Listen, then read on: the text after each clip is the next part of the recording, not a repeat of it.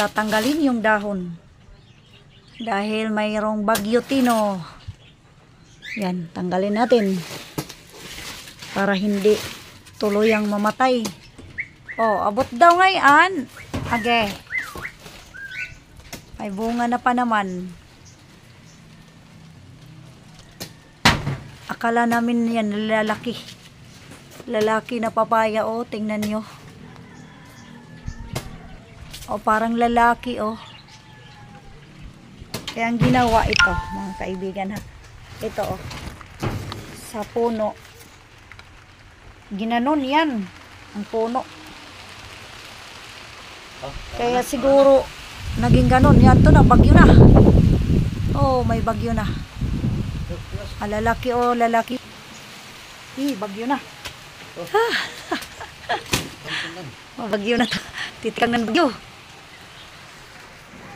Babagyo Tino na. Martes. Ano na ngayon? Lunes. Lunes ngayon. Ang oras ay... Ang oras na ngayon. Ang oras ngayon ay alas 3. No, titikang ng bagyo. Oh, hallelujah God. Praise the Lord. Yan ang aming papaya. Awat na. Wala na dahon. Salamat sa aking masipag na asawa.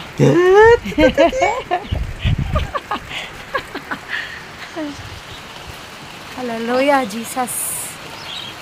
Yun na mga kaibigan.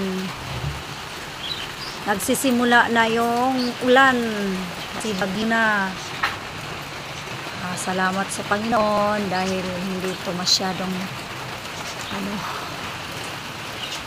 hindi ito masyadong maapektuhan dahil tinanggal na yung dahon. Okay.